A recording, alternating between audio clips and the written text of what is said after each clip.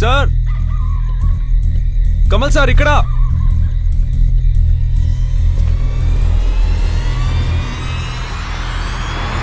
Sir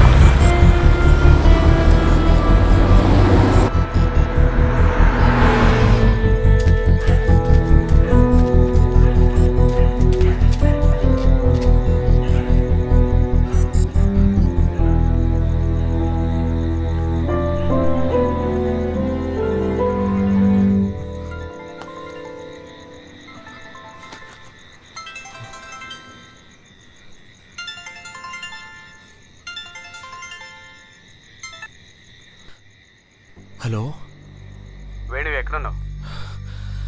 మధుకు phone చేశాను, switch off అని వస్తుంది. నా ఫోన్ నీ దగ్గరేగా ఉంది. మధు ఏమన్నా మాట్లాడిందా? రే, ఏమైంది? కమల్ గారిని కలిసావా? రే అమీర్, ఇంకా మధు ఒక్కతేరా మిగిలింది. రే, ఏమైంది?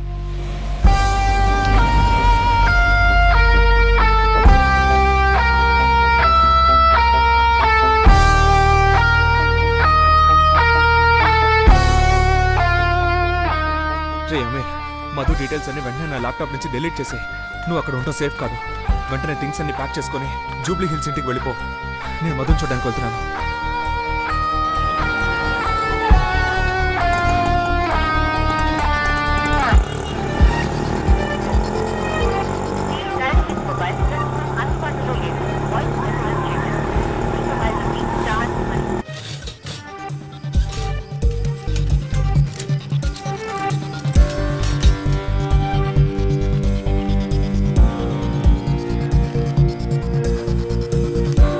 త్వరగా బయటికి.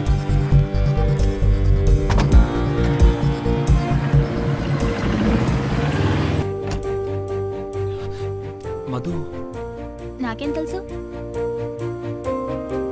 మాట్లాడుతుంటే వెళ్ళిపోతావేంటి? 2 days నుంచి ఎక్కడికి వెళ్ళిపోయావు? ఎందుకు ఇంత టైర్డ్గా ఉన్నావు? ఏమైంది వేణు?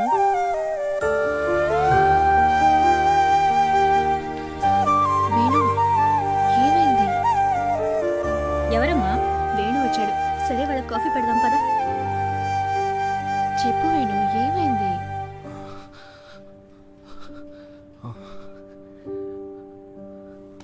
అమీరన్నయ్య పాపం తెగ ఇబ్బంది పెట్టేశాను. నీతో చెప్పలేదా? నీ ఫోన్ ఏమైంది? ఎందుకు స్విచ్ ఆఫ్ చేసావు? లేదే. చాలా సేపు నుంచి ట్రై చేస్తున్నాను తెలుసా. ఓ, ఫోన్ డెడ్ అయిపోయింది, నేను చూసుకోలేదు. మధు, మేము కొత్త ఇంటికి షిఫ్ట్ అయ్యాం. ఏ? మా నాన్నగారు వస్తున్నారు. అబ్బచ్చా, ఏంటి విషయం? ఆయన నిన్ను చూడడానికే వస్తున్నారు. నువ్వే వచ్చి ఇల్లంతా సర్ది పెట్టాలి. సార్ ఎవరికి చెప్పకుండా బోల్డ్ అనే ప్లాన్లు వేసినట్టున్నారు. తీసుకో. థ్యాంక్స్. వేడు, ఆశ్చర్యంగా ఉంది, మీరిద్దరూ విడివిడిగా వచ్చారేంటి? అమీరనా, నాన్నగారు వస్తున్నారంట. అవును, మా నాన్నగారు వస్తున్నారు. మీ నాన్నగారు కూడానా? వీడు కామెడీ చేస్తున్నాడు మధు. వీడికి ఎప్పుడు జోక్ చేయాలో తెలియట్లేదు.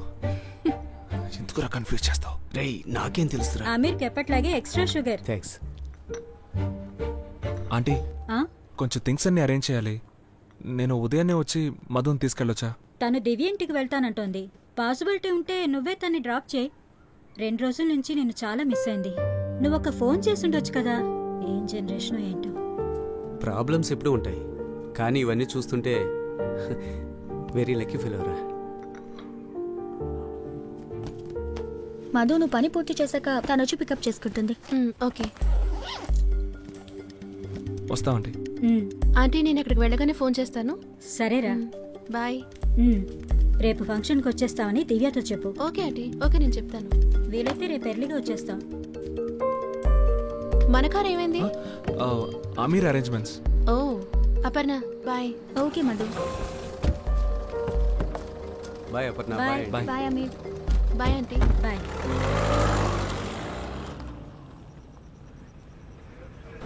ఈ ఫుటేజ్ని కొంచెం ముందు నుంచి ప్లే చేయండి sir.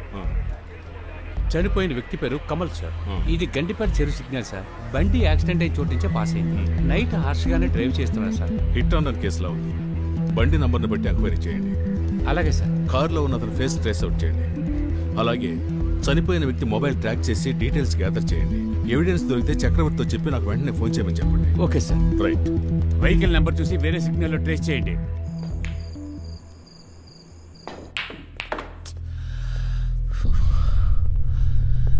We can't get away from this.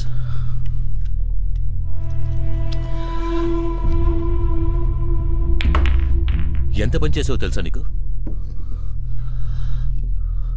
ఒక్కో విషయానికి మ్యాక్సిమం రిస్క్ తీసుకున్నావు.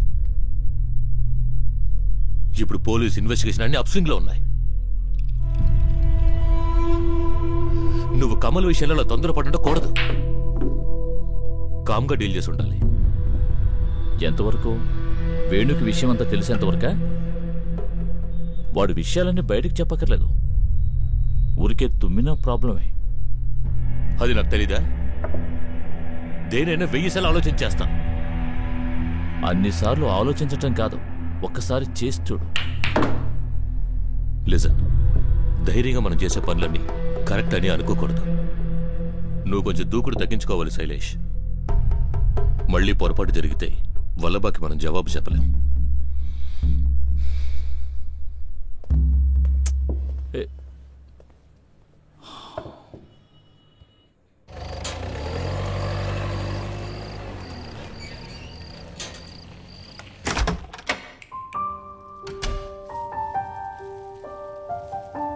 ఏం వేణు, నువ్వు ఇంకా సెటిల్ అవ్వలేదు కదా? ఎందుకు ఇంత పెద్ద ఇల్లు? రే, ఇప్పుడే తను ఇలా ఉందంటే పెళ్ళయ్యాక తమరు బతుకంతా దేక్తడి పోచమ్ముగుడారా.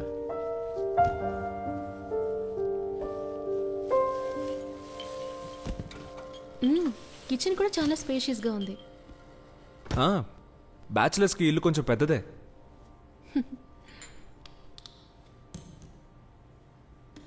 నాన్నగారు ఎప్పుడు వస్తున్నారన్నా? ఇంకా కరెక్ట్గా టైం చెప్పలేదు. రేపు వచ్చేస్తారు.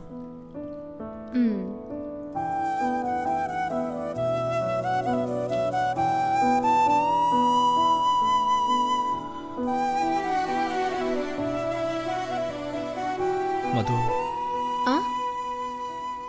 నేను అబద్ధం చెప్తున్నాను అనిపిస్తుందా? లేదే. నా మీద కొంచెం కూడా డౌట్ రాలేదా? నీ మీద నాకున్న నమ్మకం నా ప్రాణం ఉన్నంత వరకు ఉంటుంది. నేను నాకంటే నిన్నే ఎక్కువ నమ్ముతున్నా.